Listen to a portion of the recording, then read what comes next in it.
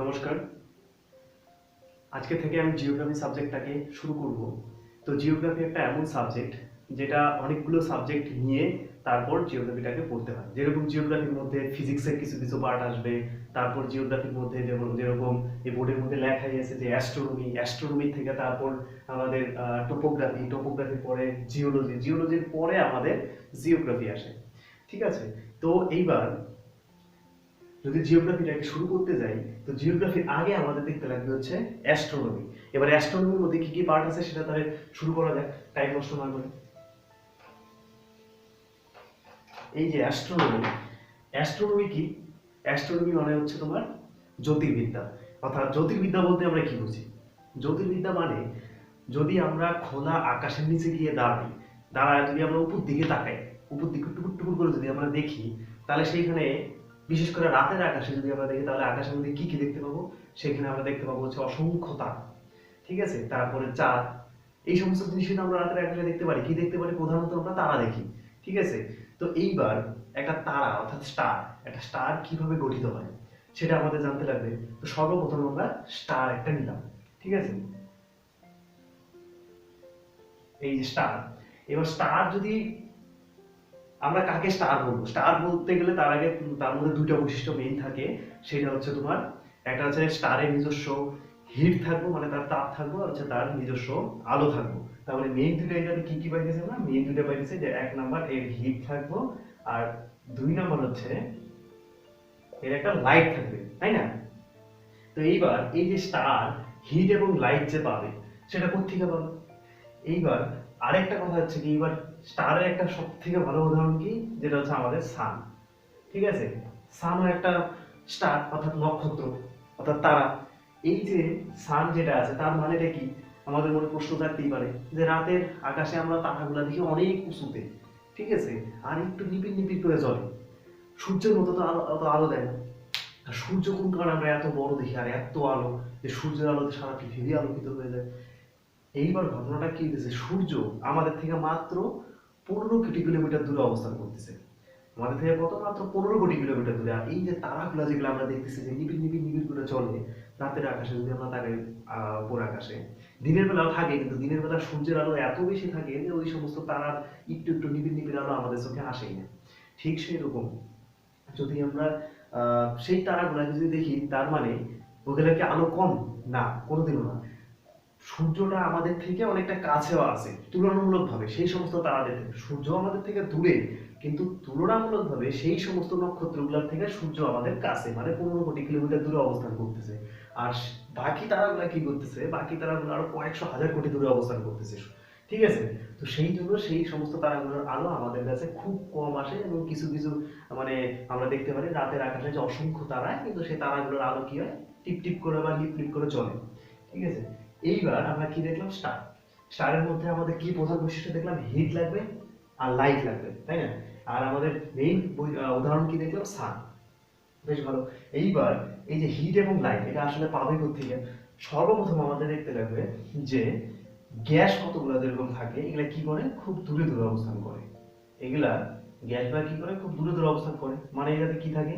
ডেনসিটিটা খুব কম থাকে। Gas particle দূরে দূরে থাকতেছে মানে কি? ডেনসিটি কম আছে। আর এইটারই কি কয়? এইটারই কয় হচ্ছে তোমার রেয়ার গ্যাস। এই যে রেয়ার গ্যাসগুলা, এগুলা কি করতেছে? দূরে দূরে অবস্থান করতেছে, মেঘের মতো অবস্থান করতেছে এই গ্যাসগুলা। এইবার কথা হচ্ছে কি, সরি, এইবার এই যে গ্যাসগুলো আমরা কি দেখলাম যে দূরে দূরে অবস্থান করতেছে, এর জন্য আমরা এটা কি বললাম? হচ্ছে রেয়ার গ্যাস, তাই না? এইবার এরপরে কি দেখা যাবে? এর পরের স্টেজে যে এই গ্যাসগুলো খুব কাছাকাছি আসবে। এবার কোশ্চেন আসছে যে কাছাকাছি কেমন করে আসবে? এই যে গ্যাসগুলোতে থাকতেছে এর মধ্যে একটা গ্র্যাভিটেশনাল ফোর্সের মধ্যে কাজ করে। ঠিক আছে? অর্থাৎ মাধ্যাকর্ষণ একটা বলের মধ্যে কাজ করে। বিশেষ করে যখন ঝড় উঠে তখন দেখা যায় কি, যখন প্রচন্ড গতিতে ঝড় আসে তখন মাঝখানে ঘুরতে ঘুরতে ঘুরতে ঘুরতে উপরে ওঠে। তার মানে মাঝখানে কি একটা কোসেন্ট্রিয়াল ফোর্স ওই জায়গাতে কাজ করে। কোসেন্ট্রিয়াল মানে হচ্ছে কেন্দ্রিক। কেন্দ্রিক বল কাজ করার ফলে কি হয়? এই যে দূরে দূরে যে গ্যাসগুলো অবস্থান করতেছিল, গ্যাসের পার্টিকেলগুলো যেগুলো দূরে দূরে অবস্থান করছে রেয়ার গ্যাসের হিসাবে, রেয়ার গ্যাস হিসাবে, সেইগুলো কি করবো? আস্তে আস্তে সেগুলো খুব কাছাকাছি আসতে থাকবে। এবার কাছাকাছি যখন আসবে রেয়ার গ্যাসগুলা, ঠিক আছে, এই যে এইভাবে কাছাকাছি আসতে থাকলো, কাছাকাছি এসে কি করলো, এটাকে নেবুলার তৈরি করলো, অর্থাৎ নীহারিকা, নেবুলার গঠন করলো।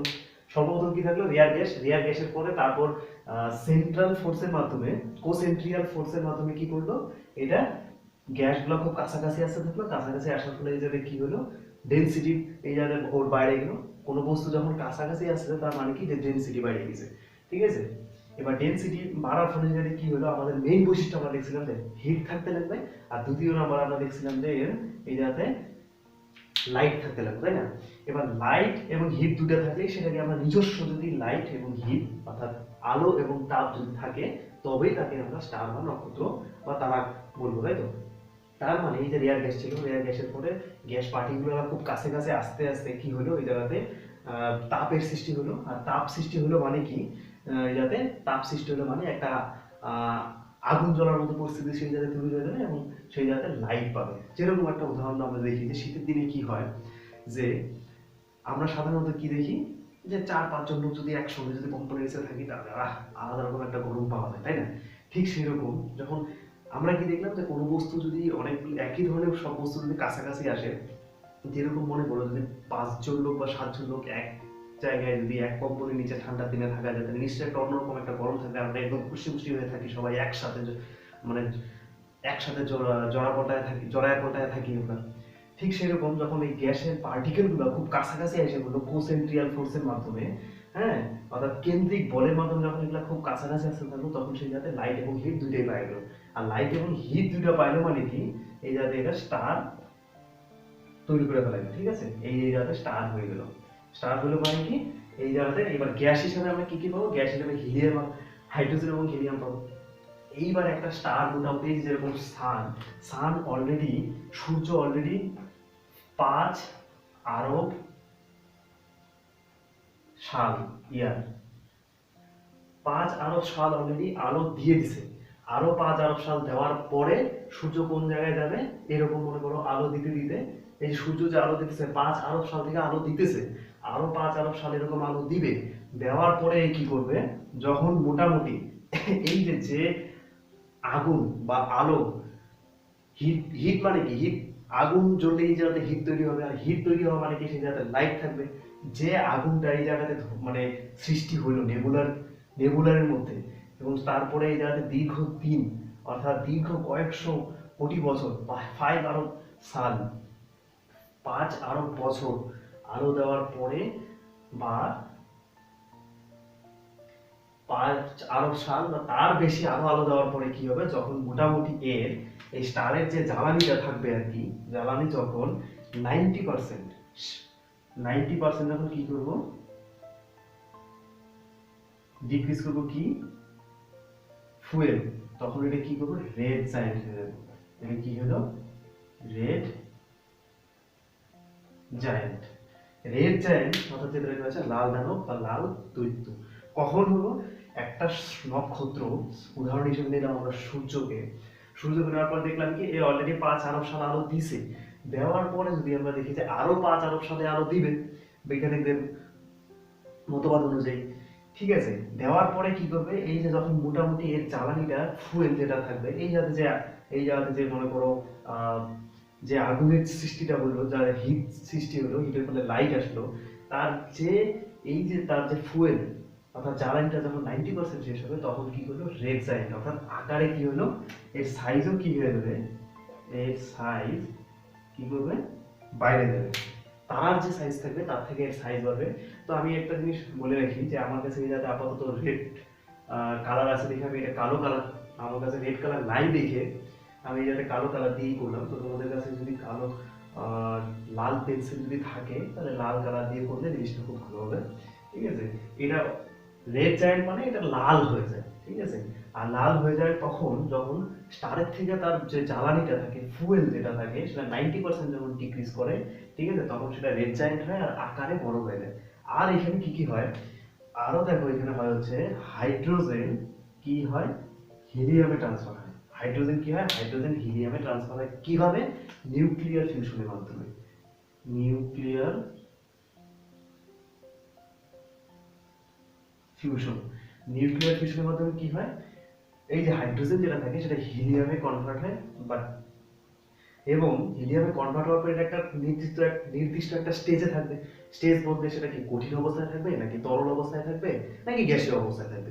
গ্যাসীয় অবস্থায় তো থাকবে না, কারণ গ্যাসীয় অবস্থায় এখান থেকে এখানে হওয়ার পরে মোটামুটি ভাবে একটা ফায়ার এই জায়গাতে তৈরি হয়ে যায়, যার জন্যই আলোটা সৃষ্টি হয়।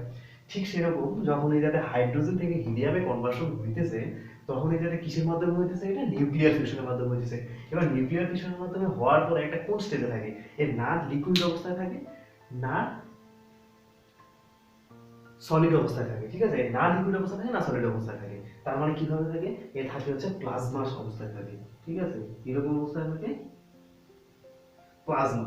এবার প্লাজমাটা কি জিনিস? প্লাজমা মানে হচ্ছে সব থেকে ভালো উদাহরণ কি হয়, যে ফেভিকল থাকে।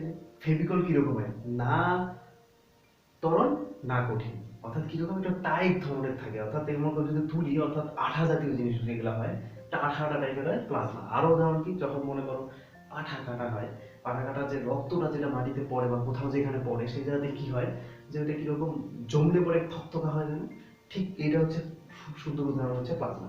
আরো উদাহরণ কি দেওয়া যায়, রাস্তার মধ্যে যখন কাজ হয়, পাকা রাস্তা, পিচ দিয়ে যে ঢালাইগুলো হয়, পিচের যে কাজ, পিচের রাস্তা যেটা হয় আর কি, সেই জায়গায় কি হয়, যে আলকাতরা যেটা কালো রঙের থাকে, সেটা নর্মালি তো ড্রামের মধ্যে কঠিন অবস্থায় থাকে, অর্থাৎ সলিড অবস্থায় থাকে। সেটাকে যখন হিট দেওয়া হয়, হিট দেওয়ার পরে কি হয়, সেটা কিছুটা মানে এমন হয় যে না কঠিন থাকে, না তরল অবস্থায় থাকে, অর্থাৎ না সলিড না লিকুইড, অর্থাৎ কি হয়, সেটা একটা প্লাজমা অবস্থায় এসে পড়ে।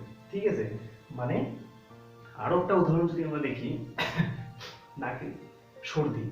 নাকে সর্দি কি হয়, আমরা যখন ফেলাইতে যাই তখন পড়তে আর চায় না, অর্থাৎ কি কিরকম থাকে, মানে না তরল অবস্থায় থাকে, না কঠিন অবস্থায় থাকে, অর্থাৎ কিরকম একটা আঠালো টাইপের থাকে, আঠালো টাইপের থাকে না? তো ঠিক সেরকম এটা হচ্ছে প্লাজমা অবস্থায় থাকে তখন এটা। ঠিক আছে, তার মানে আমরা রেড জায়ান্টের সর্বপ্রথম কি দেখলাম, তারা হওয়ার জন্য হিট এবং লাইট লাগবে। হিট এবং লাইটের পরে আমরা সেটা কিভাবে তৈরি হবে, সর্বপ্রথম রেয়ার গ্যাস কতগুলো থাকবে, দূরে দূরে অবস্থান করবে, কোসেন্ট্রিয়াল ফোর্সের মাধ্যমে সেটা কি করবে, যখন ওই গ্যাসগুলো খুব বা গ্র্যাভিটেশনাল ফোর্সের মাধ্যমে যখন গ্যাসগুলো কাছাকাছি আসতে থাকে, তখন সেখানে হিট এবং হিট প্রডিউস হয় ডেনসিটি বাড়ার কারণে। এবং হিট যখন প্রডিউস হবে তখন সেখান থেকে লাইটও আসবে, অর্থাৎ আলো উৎপত্তি করবে সেখান থেকে। এটাকে কি আমরা দেখলাম, এটা হচ্ছে নেবুলার। নেবুলারের পরে যাতে কি হলো, স্টার হলো। স্টার হওয়ার পরে মোটামুটি কয়েকশো হাজার কোটি বছর, যেরকম সূর্য আমরা এক্সাম্পল হিসেবে নিলাম, যে 5 আরব সাল আলো দেওয়ার অলরেডি ও দিয়ে দিছে, আরো 5 আরব সাল আলো দেওয়ার পরে এই সূর্য কোন অবস্থায় আসবে, রেড জায়ান্টে। ততদিনে আমাদের পাসপোর্ট ভিসার ভ্যালিডিটি শেষ হয়ে যাবে। ঠিক আছে, ঠিক সেরকম এই যে স্টারের থেকে রেড জায়ান্ট হলো, হ্যাঁ, ততদিনে আমরা টিকিট কেটে রাখবো রেড জায়ান্ট। এবার রেড জায়ান্টের পরে এই যদি কি আসলো, রেড জায়ান্টের মধ্যে দেখলাম যে সাইজটা বাইরে যায়, কেন, ফুয়েল 90% ডিক্রিজ করলে পরে এর সাইজ বেড়ে যায়। ঠিক আছে, আর দ্বিতীয় কথা হচ্ছে এর যে এখানে হাইড্রোজেন কিসে পরিণত, হাইড্রোজেন হিলিয়ামে কনভার্সন হয় কিসের মাধ্যমে, নিউক্লিয়ার ফিউশনের মাধ্যমে। ঠিক আছে, নিউক্লিয়ার ফিউশনের মাধ্যমে কনভার্সন হওয়ার পরে হিলিয়ামটা কোন অবস্থায় থাকে, হিলিয়ামটা থাকে হচ্ছে তোমার প্লাজমা অবস্থায়। এতটুকুর মধ্যে কোনো প্রবলেম নেই, কোনো সন্দেহ নাই। ঠিক আছে, তো এই যে টোটাল সিস্টেমটা আমরা এখানে দেখলাম, যে নিউক্লিয়ার ফিউশনের মাধ্যমে প্লাজমা পর্যন্ত আসলো। এবার রেড জায়ান্টের পরে নিশ্চয়ই এরপরে আরো কিছু হবে, যেরকম একটা মানুষ যদি আমরা দেখি সর্বপ্রথম জন্মগ্রহণ করে পরে শিশুর পরে কিশোর, কিশোর পরে যৌবন, যৌবনের পরে প্রৌঢ় অবস্থা বা বৃদ্ধা অবস্থায় যায়। ঠিক সেরকম এরও একটা জীবন কাহিনী আছে। তারা যে তৈরি হলো, এটা সবেমাত্র সৃষ্টি হলো, সৃষ্টি হওয়ার পরে যাতে আলো দিল যতদিন দেওয়ার, তারপরে তো মাত্র মাত্র যৌবন আর বুড়ার মাঝখানে অবস্থাটাতে আসলো, 40-50 বছর বয়স হলো মাত্র। ঠিক আছে, অর্থাৎ আর জিওগ্রাফিতে 1-2 সালের কোনো গুরুত্ব নেই, জিওগ্রাফিতে সাল হতে কয়েক হাজার হাজার বছর হিসেবে বা কয়েকশো কোটি বছর হিসেবে। জিওগ্রাফি মানে হচ্ছে কয়েকশো কোটি বছর, বছর মানেই কয়েকশো কোটি বছর, ওই যাতে হিস্ট্রির মতো 1-2 সালের কোনো গুরুত্ব নেই। ঠিক আছে, ঠিক সেরকম কয়েকশো হাজার কোটি বছর আলো দেওয়ার পরে কি করলো, রেড জায়ান্ট হলো। এবার রেড জায়ান্টের পরে কি হবে, তাই না? রেড জায়ান্টের পরে কি হবে, ওইটা আমরা তাহলে দেখি এখন।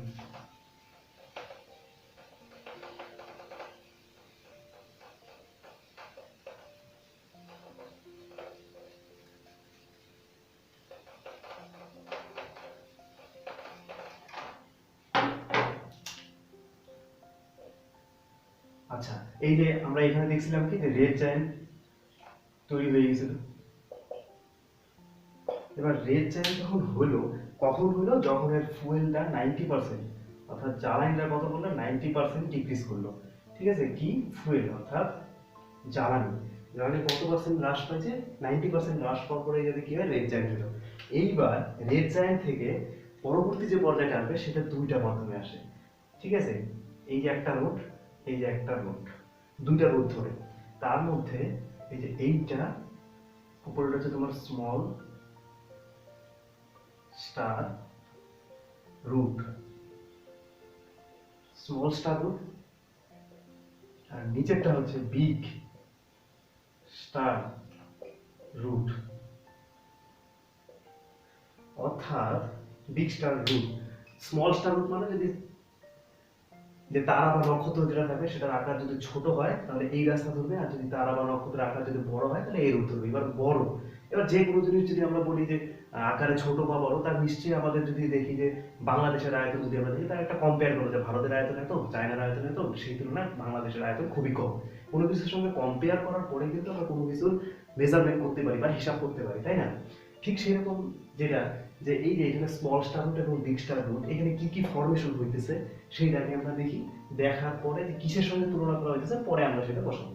তো সর্বপ্রথম এখানে আমরা কি দেখলাম যে সর্বপ্রথম রেয়ার গ্যাস, রেয়ার গ্যাসের পরে নেবুলা হলো, নেবুলা হওয়ার পরে কি হলো তারা হয়ে গেলো, তারা হয়ে যাওয়ার পরে মোটামুটি 90% যখন দীর্ঘ কয়েকশো হাজার কোটি বছর আলো দেওয়ার পরে যখন 90% জ্বালানি শেষ হয়ে গেলো, আকারে বড় হয়ে গেলো, লাল আকার ধারণ করলো, লাল হয়ে গেলো, অর্থাৎ যেটাকে বলা হলো রেড জায়ান্ট বা লাল দানব।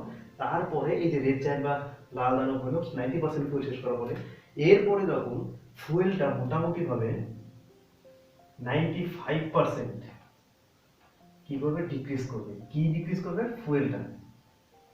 ফুয়েল কত পার্সেন্ট ডিক্রিজ করবে? ফুয়েল এখানে দেখছি 90%, এখানে কত পার্সেন্ট ডিক্রিজ করবে? 95% ডিক্রিজ করবে। 95% ডিক্রিজ করার পরে এটার মধ্যে তখন কিন্তু হালকা আলো আসে, মানে খুবই নিপিল নিপিল করে যাতে আলো দিতেছে, হালকা আলো দিতেছে। ঠিক আছে, তখন এটাকে আমরা কি করবো? তখন এটা আমরা করবো হচ্ছে হোয়াইট হোয়াইট ডুয়ার্ফ। ডুয়ার্ফ মানে কি? ডুয়ার্ফ মানে হচ্ছে বাউন, বাউন হয় না সার্কাসের মধ্যে বাউন যেরকম হয়, এটা হচ্ছে শ্বেত বাউন, শ্বেত বাউন নক্ষত্র বলা হয় এটাকে। ঠিক আছে, বাউন মানে বাউন। আবার 95% অর্থাৎ 95% জ্বালানি শেষ হওয়ার পরেও কি হয়, যেটা হালকা হালকা আলো দেয় তখনও, সেই জন্য এটা তার মানে কিছুটা হলেও জীবিত অবস্থায় আছে এই হোয়াইট ডোয়ার্ফ। ঠিক আছে, সেই জন্য এটাতে আবার কি কয়, এইটারে আবার কয় হচ্ছে ফসিল। ঠিক আছে, ফসিল স্টারও বলা হয় আবার এখানে। হ্যাঁ, এটা আবার ফসিল স্টারও বলা হয়। ঠিক আছে, কেন বলা হয়? 95% ফুয়েল শেষ হয়ে গেছে মানে কি 5% এখনো আছে, 5% থাকার জন্য কি হয়, সেটা হালকা হালকা একটু করে আলো দেয়, সেই জন্য এটা কি করা হয়? ফসিল স্টার বলা হয়। এরপরে নিশ্চয়ই কি হবে? এরপরে যখন এর জ্বালানি মোটামুটি 100% শেষ হয়ে যাবে, 100% জ্বালানি খতম, মানে এর কাহিনী শেষ, তেল টোটালটাই শেষ। গাড়ির মধ্যে 10 লিটার তেল ভরা হয়েছে, তার মধ্যে 10 লিটারই শেষ, তার মানে কি হবে? গাড়ি সেখানেই থাইমা যাবে। ঠিক সেরকম এই জায়গাতে এর ফুয়েল কি হয়েছে, 100% যখন ফুয়েল শেষ হয়ে যায় তখন কি হলো, তখন আর এর মধ্যে কোনো আলো, কোনো প্রকারের আলো থাকে না। আমরা হোয়াইট ডোয়ার্ফ বা ফসিল স্টারের ক্ষেত্রে কি দেখছি? হোয়াইট ডোয়ার্ফ বা ফসিল স্টারের মধ্যে আমরা দেখলাম যে 95% ফুয়েল শেষ হয়ে যাওয়ার পরেও 5% থাকার দরুন সেই জায়গাতে কি হয়, হালকা হালকা তবুও আলো থাকে।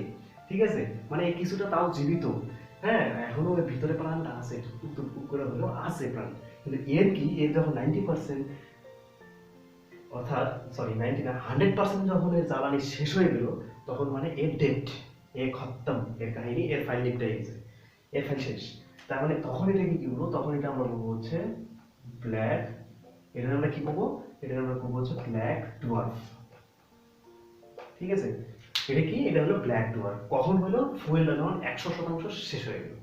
তার মানে কি, এটা আমরা স্মল স্টার রূপ দেখলাম যে রেড জায়ান্ট, রেড জায়ান্টের মধ্যে 90% ফুয়েল শেষ হলো, শেষ হওয়ার পরে এটাকে কি হলো? White dwarf. কখন হলো? যখন 95% ফুয়েল শেষ হলো, তখন এটাকে হোয়াইট ডোয়ার্ফ পেলাম, ফসিল স্টার।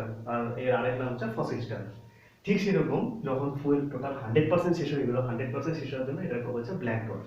এবার আরেকটা কি রূপ থাকলো? আমাদের আরেকটা সেকেন্ড বিগ স্টার রূপ রয়ে গেল। এইখানে কি করবে? এইখানে দেখো, এই রেড জায়ান্টের পরে এইখানে যে অবস্থাটা হয়, এখানে এটা তৈরি হচ্ছে সুপারনোভা। ঠিক আছে, সুপারনোভা বলা হয় এটাকে, ঠিক আছে, সুপারনোভা বলা হয়, অথবা এটাতে বিশাল বড় বিস্ফোরণ ঘটে একটা, এই জন্য এটারে কয় হচ্ছে তোমার আবার এক্সপ্লোশন স্টার। ঠিক আছে, এই জন্য আবার একে কি বলা হয়, এর জন্য আবার এটাকে কওয়া হচ্ছে এক্সপ্লোশন স্টার। এই যে রেড জায়ান্টের পরে বিগ স্টার রূপ যখন ধরবে তখন এটাকে সুপারনোভা, বা এই যে সুপারনোভা যেটা থাকে এটার মধ্যে বিশাল বড় বিস্ফোরণ ঘটে, বিস্ফোরণ ঘটার জন্য এটাকে আবার এক্সপ্লোশন স্টার হয়। এইবার এই সুপারনোভার মধ্যে যখন কোনো কিছু বিস্ফোরণ ঘটে, ঠিক আছে, বিস্ফোরণ ঘটা মানে কি, দিল কা হাজার টুকরা কুছ ইধার গিরা তো কুছ উধার গিরা, ঠিক সেরকম এই যে এর মধ্যে যে বিশাল বড় বিস্ফোরণ ঘটলো, বিস্ফোরণ ঘটা মানে কি, এর যা অংশ থাকবে সেগুলো ছড়ায় ছিটিয়ে ধিম ধাম করে এদিক ওদিক ছড়াবে, ছড়ানোর পরেও কিছু তো ছড়ানোর পর অন্তরিক্ষে বিলীন হয়ে যাবে, আর মেইন যেগুলো গঠন হবে এর থেকে, তার মধ্যে আমরা এই যাতে কিছু দেখি, মেইন চারটার ফর্মেশন হওয়ার চান্স থাকে। মেইন কতগুলো ফর্মেশন হওয়ার চান্স থাকে, মেইন চারটা ফর্মেশন হওয়ার চান্স থাকে, অর্থাৎ এই চারটার মধ্যেই তৈরি হবে। সেরকম কি, প্রথম হচ্ছে নিউট্রন, নিউট্রন স্টার, ঠিক আছে, নিউট্রন হলো, নিউট্রনের পর হচ্ছে পালসার, পালসার, পালসার, পালসারের পর কুয়েসার, সবার শেষে আসে হচ্ছে ব্ল্যাক হোল। ঠিক আছে, অর্থাৎ এই যে আমি এখানে যে কইলাম যে সুপারনোভার মধ্যে কি হচ্ছে, বিশাল বড় বিস্ফোরণ ঘটতেছে, যার জন্য এটা কি করা হয় এক্সপ্লোশন স্টার বলা হইতেছে।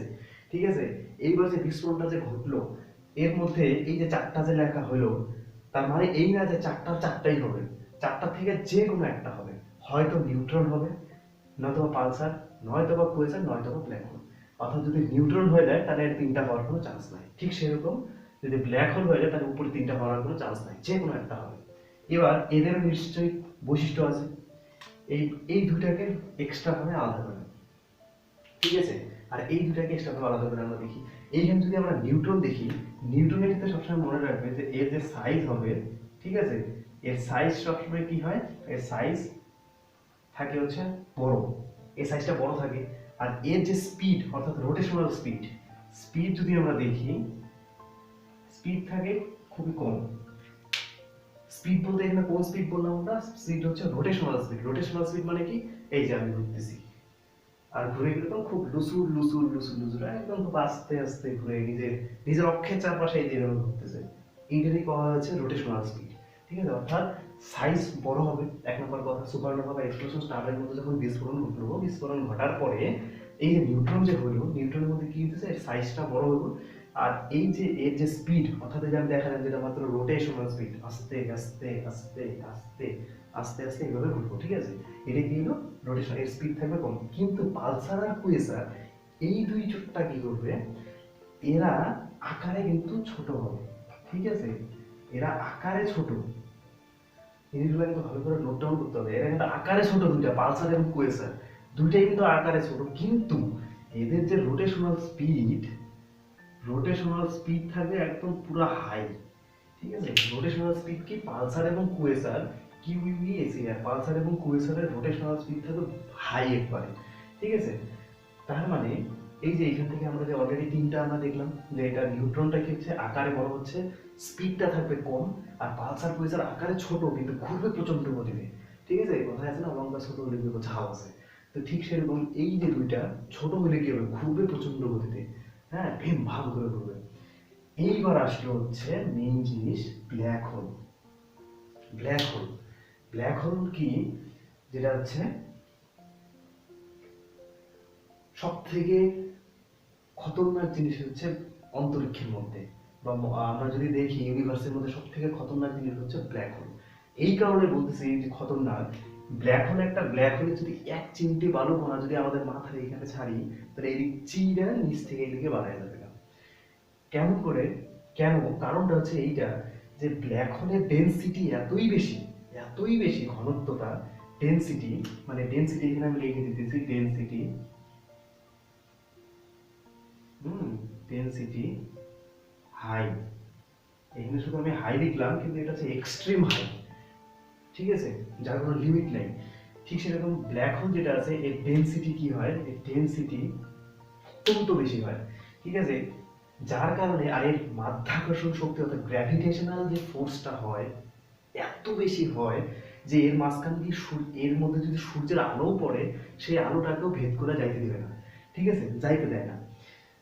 আর ব্ল্যাক হোলের ডেনসিটি এত বেশি সেটা তুমি আন্দাজে লাগানো যাবে এইভাবে যে ব্ল্যাক হোল থেকে যদি 1 চামচ মাটি, আমরা চা বানানোর সময় চিনি দিই না যে চামচ দিয়ে, ওই চামচের ওই 1 চামচ মাটি যদি আমরা ব্ল্যাক হোল থেকে আনি তাহলে আমাদের পৃথিবীর 100টা হাতির সমান ওজন হবে 1 চামচ মাটি।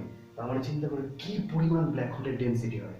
আর এই ব্ল্যাক হোল এতটাই খতরনাক, এর মধ্যে যদি মিসাইলও মারা যায়, যেরকম আমাদের মধ্যে কি হয় পৃথিবীর মধ্যে আমরা শুনি যে কিছুদিন পর এই ধূমকেতু আসলো, এইগুলো গ্রহাণু আসলো, ঠিক আছে, কিন্তু ওইগুলো কি করা যায়, ওইগুলোকে কিন্তু মিসাইল দিয়ে ওইগুলোকে ব্লাস্ট করে দেওয়া যায়। কিন্তু ব্ল্যাক হোল মিসাইল নিজেই খায় না, মিসাইল ব্লাস্ট করে দেওয়া যায়। ব্ল্যাক হোল এতটা খতরনাক, ঠিক আছে। আর এই ব্ল্যাক হোল যদি মানে গ্রহ মানে অন্তরিক্ষে বা ইউনিভার্সে যত সব গ্রহ আছে তার সব থেকে যদি মানে ক্ষতি করার সম্ভাবনা, ক্ষতি যদি কোনো কিছু করতে পারে সেটা হচ্ছে ব্ল্যাক হোল। কারণ ব্ল্যাক হোল যদি যারা কোনো গ্রহের সাথে টাকরায় তাহলে একদম ওইটাকে চুরমার করে ছিন্ন ভিন্ন করে ওই পাশে বের হয়ে যাবে। মানে ওর রাস্তায় যদি কোনো কিছু আসে তাহলে শেষ।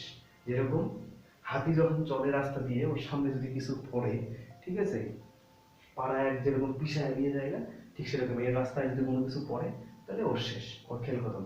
তাই এই যে এইটা হচ্ছে আমাদের ব্ল্যাক হোল।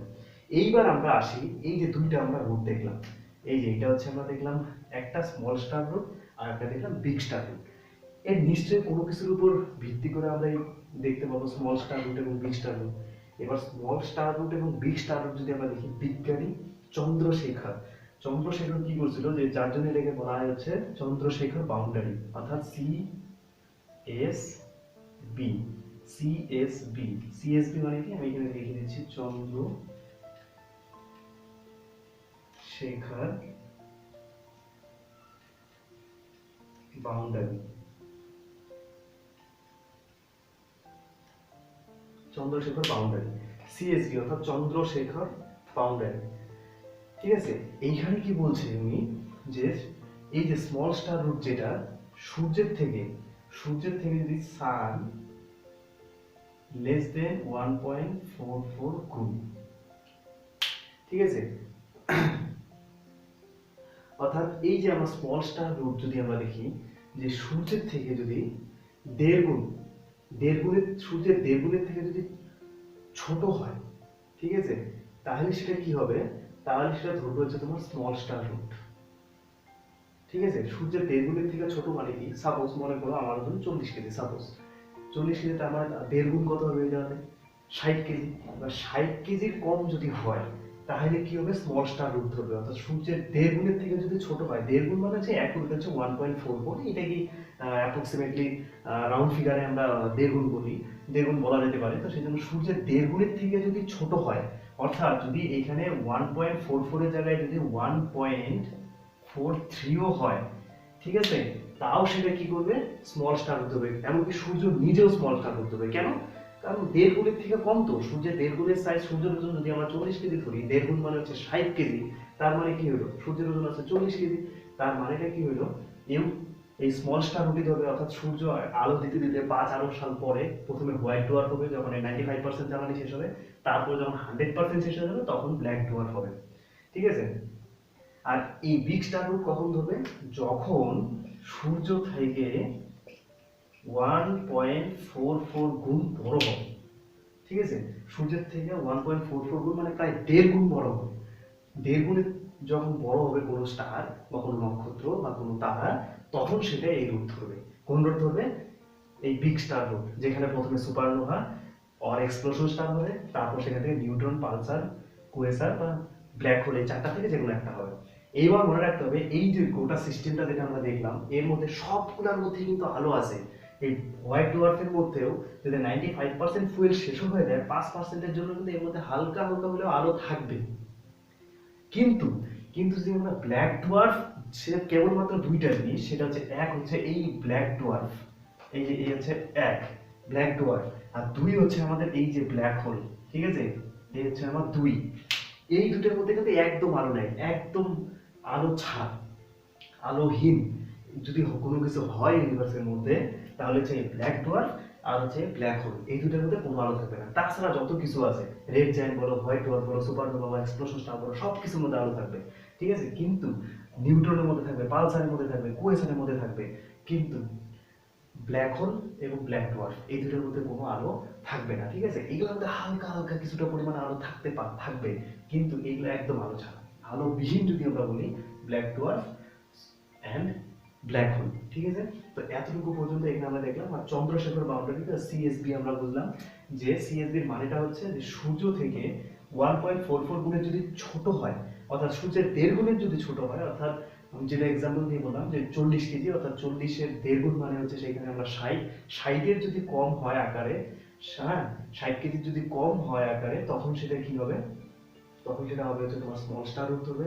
আর সূর্যের থেকে যদি 1.5 গুণ বড় হয়, তখন সেটা বিগ স্টার রূপ ধরবে। এটা দিয়েছিল হচ্ছে বিজ্ঞানী চন্দ্রশেখর, যার জন্য এটাকে চন্দ্রশেখর বাউন্ডারি বলা হয়, ঠিক আছে। এইবার এত কিছু দেখার পরে আমাদের দেখতে লাগবে, মোটামুটি এটা দেখা হলো। এবার আমি যা যা বললাম এটা নোট ডাউন করে রাখো। আর এটার যে পিডিএফটা আছে সেটা আমি দিয়ে দিব আমার ডিসক্রিপশন বক্সে, কারণ ক্লাস না করে যদি তোমরা পিডিএফ দেখো তাহলে বুঝতে পারবে না পিডিএফটা এমন ভাবে আছে, কিন্তু ক্লাস করার পরে যদি পিডিএফটা দেখো তাহলে খুব সুন্দরভাবে সেটা বুঝতে পারবে, ঠিক আছে। তো এই জায়গাতে মোটামুটি হবে আমাদের ব্ল্যাক ডোয়ার্ফ এবং black hole, white dwarf, supernova, neutron, Pulsar, quasar, ঠিক আছে, রেড জায়ান্ট, এগুলো হয়ে গেল। এইখানে আমরা এবার দেখবো যে এতক্ষণ যেটা নিয়ে আমরা আলোচনা করলাম, নক্ষত্র বা স্টার, এই যে আলো, ঠিক আছে, এর যে স্টারেরও তো একটা নিশ্চয়ই কালার থাকবে। এবার কালারটা কিসের উপর বা কিসের উপর ভিত্তি করে হবে কালার, তাই না? আমরা যদি নক্ষত্র দেখি, নক্ষত্রের যে কালার হয়, অর্থাৎ নক্ষত্রের তো রং হয়, সেই রংটা কিসের উপর ভিত্তি করে হয়, অর্থাৎ আমরা করতে যাবো যেটা দেখবো সেটা হচ্ছে colour of star. Colour of star যদি আমরা দেখি, কালার অফ স্টার মেইনলি কিসের উপর ভিত্তি করে হয়, সারফেস টেম্পারেচার, অর্থাৎ সারফেস টেম্পারেচার, ঠিক আছে। কালার অফ স্টার অর্থাৎ নক্ষত্র যদি আমরা দেখি, নক্ষত্রের যদি আমরা রং দেখি, সেটা কিসের উপর ভিত্তি করে হয়, সারফেস টেম্পারেচার, অর্থাৎ পৃষ্ঠীয় তাপমাত্রার উপর ভিত্তি করে নক্ষত্রের রং, রং ভ্যারি করে, কথা রংটা হয়ে থাকে। তার মধ্যে সবার প্রথম আমরা দেখবো হচ্ছে যে রেড, রেড মানে কি, তারপর আসবে হচ্ছে হোয়াইট, তারপর আসবে হচ্ছে ব্লু। আচ্ছা, এবার কখন রেড কালার, কখন হোয়াইট কালার, কখন ব্লু কালার, যখন সারফেস টেম্পারেচার লো থাকবে, লো টেম্পারেচার, কোন টেম্পারেচার, সারফেস টেম্পারেচার, ঠিক আছে, তখন সেটা হচ্ছে তোমার রেড কালার হবে। যেরকম আমাদের হচ্ছে সান, সানের কিন্তু টেম্পারেচার এখন লো আছে, ঠিক আছে। তারপর যদি আমরা দেখি হোয়াইট কালার, যদি আমরা দেখি হোয়াইট কালার কোনো একটা স্টারের কখন হবে বা কোনো একটা নক্ষত্রের কখন হবে, যখন ওই টেম্পারেচারটা থাকবে হচ্ছে মিডিয়াম, মিডিয়াম টেম্পারেচার যখন হবে তখন তার কালারটা হবে হচ্ছে হোয়াইট। আর ব্লু কখন আসবে, যখন টেম্পারেচার হাই হবে তখন সেটা কি হবে, তখন সেটা কালার হবে হচ্ছে ব্লু কালার। তো এই যে আমরা আজকে কি কি দেখলাম, সর্বপ্রথম আমরা দেখছিলাম হচ্ছে যে একটা স্টার তৈরি হওয়ার জন্য আমাদের দেখতে লাগবে হচ্ছে তার মধ্যে হিট এবং লাইট দুটো যেন থাকে। এবার হিট এবং লাইট তৈরি হওয়ার জন্য আমরা গ্যাসিয়াস থিওরির মধ্যে দেখছিলাম যে কতগুলো রেয়ার গ্যাস থাকে, সেই রেয়ার গ্যাসগুলো কোসেন্ট্রিয়াল ফোর্সের মাধ্যমে বা মাধ্যাকর্ষণ শক্তির বলের মাধ্যমে, গ্র্যাভিটেশনাল ফোর্সের মাধ্যমে সেগুলো পাশাপাশি আস্তে আস্তে যখন ডেনসিটি বাড়ে, ডেনসিটি বাড়ার ফলে সেটাতে কি হয়, টেম্পারেচার সেখানে বৃদ্ধি পায় এবং সেখানে হিট এবং লাইট দুটো প্রডিউস হয়। হিট এবং লাইট প্রডিউস হওয়ার পরে নক্ষত্র হয়েছিল, নক্ষত্র হওয়ার পর দীর্ঘ কয়েকশো হাজার কোটি বছর আলো দেওয়ার পর যখন তার জ্বালানি 90% শেষ হয়ে গেছে, তখন রেড জায়ান্ট হয়েছিল। রেড জায়ান্টের মধ্যে আমরা দেখলাম যে হাইড্রোজেন হিলিয়ামে কনভার্সন হয়, কিসের মাধ্যমে, নিউক্লিয়ার ফিউশনের মাধ্যমে, ঠিক আছে। আর সাইজটা লাল দানব বা রেড জায়ান্টের সাইজটাও আকারে বেশি হয়ে যায়, ঠিক আছে, লাল দানবের সাইজটা বেশি আমরা দেখলাম। তারপর সেখান থেকে আমরা কি দেখলাম, যে নিউক্লিয়ার ফিউশনের মাধ্যমে হাইড্রোজেন হিলিয়ামে কনভার্সন হচ্ছে এবং সেটা থাকে হচ্ছে প্লাজমা অবস্থায়, অর্থাৎ না তরল না কঠিন অবস্থায় থাকে, যেরকম হচ্ছে ফেভিকল বেস্ট এক্সাম্পল হিসেবে নেওয়া যেতে পারে। তারপর সেই রেড জায়ান্টের পর আমরা কি দেখলাম, যে দুটো রুট আমরা পেয়েছিলাম, তার মধ্যে যদি সূর্যের থেকে 1.44 গুণের থেকে যদি ছোট হয় তাহলে সেটা স্মল স্টার রুট, এবং সূর্যের থেকে যদি 1.44 গুণ বেশি হয় তখন তার মানে সেটা হবে হচ্ছে বিগ স্টার রুট। এবার স্মল স্টার রুটে আমরা কি কি দেখেছিলাম, যদি 95% ফুয়েল বা জ্বালানি শেষ হয়ে যায় তখন সেটা হচ্ছে হোয়াইট ডোয়ার্ফ, বা 5% জ্বালানি থাকার কারণে সেটা তখনই কি হয়, তার মধ্যে হাল কিছুটা হলেও আলো তখনও থাকে, বা আলো হীন হয় না তখনও, সেই জন্য এটাকে ফসিল স্টার বলা হয়। কিছুটা মানে জীবিত অবস্থায় থাকে বলে সেটাকে ফসিল স্টার, জীবাশ্ম তারা বা ফসিল স্টার সেটাকে বলা হয়। ঠিক আছে, তারপর সেখান থেকে যখন 100% জ্বালানি শেষ হয়ে যায় তখন তাকে আমরা দেখলাম ব্ল্যাক ডোয়ার্ফ বলা হয় বা কালো বামন বলা হয়। এইবার যখন বি গ্রুপটা ছিল সেখানে আমরা কি দেখলাম, যে রেড জায়ান্টের পরে সেখান থেকে সুপারনোভা হচ্ছে, সুপারনোভা বা এক্সপ্লোশন স্টার। এক্সপ্লোশন স্টার এই জন্য বলা হচ্ছে কারণ এটা আমাদের বিশাল বড় বিস্ফোরণ ঘটে, বিস্ফোরণ ঘটার পরে সেখানে কি হয়, সেই জন্য ওইটা কি হয়, সেটা টুকরো টুকরো হয়ে যায়। হ্যাঁ, সেখান থেকে আমরা দেখলাম যে নিউট্রন, পালসার, কুয়েসার এবং ব্ল্যাক হোল এই চারটা থেকে যে কোনো একটা হবে। আর নিউট্রন আমরা কি দেখলাম, আকারে বড় হবে, রোটেশনাল স্পিড খুব কম হবে। পালসার এবং কুয়েসার আকারে ছোট হবে, রোটেশনাল স্পিড হাই হবে। এরপরে আমরা যেটা দেখলাম সেটা হচ্ছে এরপরে যেটা দেখলাম সেটা হচ্ছে ব্ল্যাক হোল। ব্ল্যাক হোল মানে হচ্ছে যেটা আমাদের আলো একদমই থাকবে না, ঠিক আছে, আর সেটা হচ্ছে আকারে ছোট হবে কিন্তু ডেনসিটি হবে এক্সট্রিম ডেনসিটি। ঠিক আছে, এই যে ব্ল্যাক হোল দেখা হলো, আর এখানে বাউন্ডারিটা আমরা কে দিয়েছিলাম, বিজ্ঞানী চন্দ্রশেখর, যার জন্য এটাকে চন্দ্রশেখর বাউন্ডারি বলা হয়। এবার নক্ষত্রের যদি কালার আমরা দেখি, কালার আমরা তিনটা কালার পেয়েছিলাম যেটা নির্ভর করে সারফেস টেম্পারেচারের উপরে। সর্বপ্রথম আমরা দেখেছিলাম হচ্ছে হোয়াইট আর রেড কালার। রেড কালার যদি আমরা দেখি তার মানে সেটা ছিল হচ্ছে তোমার লো টেম্পারেচার, যেটা আমাদের সান এখন অবস্থান করছে সেই পর্যায়ে। তারপর যদি আমরা দেখি হোয়াইট টেম্পারেচার, হোয়াইট মানে হচ্ছে সেখানে মিডিয়াম টেম্পারেচার। তারপর আমরা দেখেছি হচ্ছে ব্লু, ব্লু মানে হচ্ছে হাই টেম্পারেচার। ঠিক আছে, তো এই যে আজকের এই 1 নম্বর ক্লাসে আমরা এই সমস্ত জিনিসগুলো দেখলাম। ঠিক আছে, এগুলো তোমরা অবশ্যই নোট ডাউন করে নেবে, আর পিডিএফটা আমি দিয়ে দিচ্ছি ডেসক্রিপশন বক্সে। ক্লাস করার পর পিডিএফ দেখলে ঠিক বোঝা যাবে।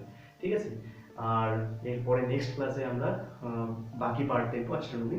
ঠিক আছে, ততক্ষণের জন্য ধন্যবাদ, জয় হিন্দ।